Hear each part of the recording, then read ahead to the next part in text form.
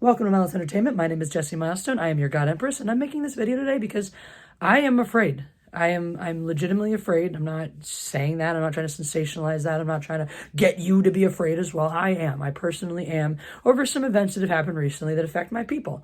And it starts with someone that just happened about a week ago, I believe. And the news is just breaking, because why would this be a headline? It's not. It's just a little story somewhere, and that is Tennessee. That's a certain school district in Tennessee and what they've elected to do. And now here's the thing. It's not new. It is not new for a group of inane school board directors or a board of whatever is directors in a school to get together and decide to ban some books. And usually the way it happens is they've decided there are certain things they don't want taught anymore, certain ideas about, free thinking and whatnot that are just too dangerous to have kids have access to. And so they list those criteria, they find any books that meet them, they get together, they meet, and they ban those books.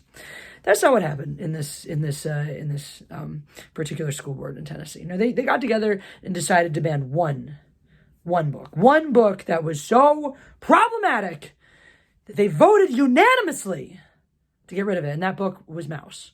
If you're not familiar, Mouse is a graphic novel written by Art Spiegelman, and it's autobiographical about his father's time surviving the Holocaust, being in a camp, and it's heavy, it's rough, it's a lot.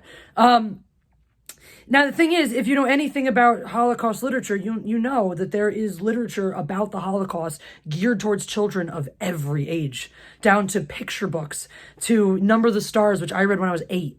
It is very critically important in Judaism to remember the Holocaust, and to understand it, and from the youngest of ages to understand how vulnerable we as a people were at that time. And we do that so that we can understand and recognize when the situations arise that cause danger for our people, so we can protect ourselves against it. And those situations have been on the rise in this country, in our own country, for several years now. And people want to say, you've been saying, you can trace back on my channel where I've been discussing this and talking about this. And at this point, some people might say, well, you're sensationalizing it. You've been saying this for 3 years and nothing's happened. Okay. Yeah, because that's a short span of time for massive amounts of political and social upheaval to happen. Yeah, you might be thinking, sure, because of how much has happened in the past, that amount of time. And you're not wrong. There has been a great amount of unrest and upheaval over a short period of time.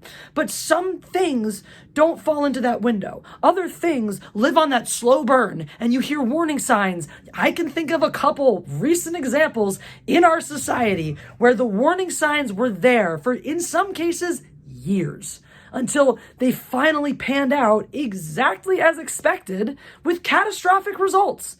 And I really fear that we're heading towards that, because it's not just a group in Tennessee getting together to vote to ban a book about the Holocaust, which, look, it's about the language and the nudity. We all understand what this means. And if you don't, I really don't have time for you. It's just like, let me put it this way. If you don't understand how this move by the Tennessee School Board is anti-Semitic, then you're probably anti-Semitic. And that's all I need to say about that. But it goes beyond that. Just a few weeks ago, there was a holdup at a Texas a synagogue. There was a hostage situation. The suspect was killed. Obviously, the guy who did it was killed. And fortunately, none of the hostages were harmed. But that just happened, and there was a headline a little bit, but nobody's talking about it. Nobody's putting it in the news. The stories aren't there. Meanwhile, just in the news days before this nonsense, 3 separate cities across the country, Miami, Denver, San Francisco, literally spread across the country, all overnight had hundreds or thousands of anti-Semitic flyers with this, using the same language, the same graphics, the same markers were distributed in these cities in a coordinated effort. That is unquestionably, you're talking about a coordinated group of people in multiple cities in the country who carried out an act of anti-Semitism. Boom. And I didn't even know until I started digging into this, because it was nowhere in the news, even though it was in my own goddamn backyard, that back in December, the same shit, these same flyers with language and markers that indicate that it is the same people, were distributed in Santa Monica, in Pasadena, in other cities, in Los Angeles. And nobody's talking about it. Nobody's saying anything about it. Nobody is connecting the dots or putting the pieces together or understanding what's happening here, which is that there is a rise in anti-Semitism that is now gotten to the point where it's not just going up. You can go back in my videos over the past several years. Like I said, I try to report on this shit because it affects me personally. I am Jewish, in case that wasn't clear. And I am afraid because it was just isolated incidences, one here, one there, and now they are increasing in quantity, in some cases in severity. They are going underreported left, right, and center, and now they're getting coordinated. What happens when somebody tests a line and there are no consequences for when they cross it? They find a new line. Lines are being crossed. Boundaries of decency are being pushed and then destroyed, and nobody is saying anything about it. Where is the social justice outcry for this coordinated and malicious of an attack against a vulnerable community? Where is the social justice outcry against book banning and an obvious attempt and an obvious step towards Holocaust denial? Where is the care or concern or thought or worry on either side of the fence on anybody who claims to give a crap about their constituents? Not a single person in power is speaking up about this in any way that matters.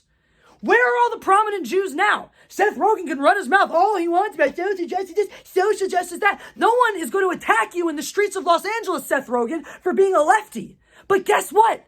Last year, months ago, people were physically assaulted in this very city simply for answering yes to the question, are you Jewish? If you don't let people know that these actions and behaviors are unacceptable, they will keep doing them.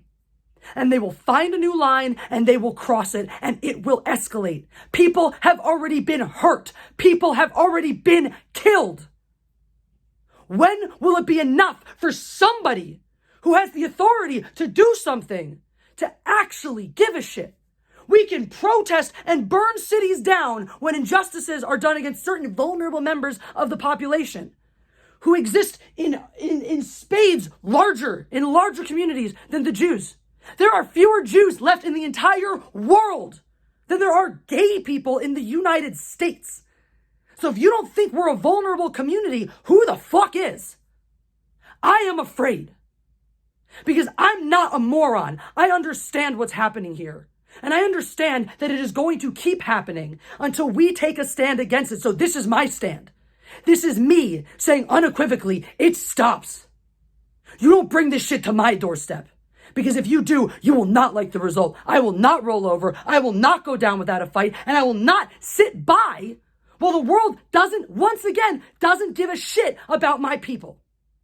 It's the oldest fucking joke. Nobody cares about the Jews. Why is it a punchline that always works? Because the best comedy always is rooted in truth. That's the truth. That's the world.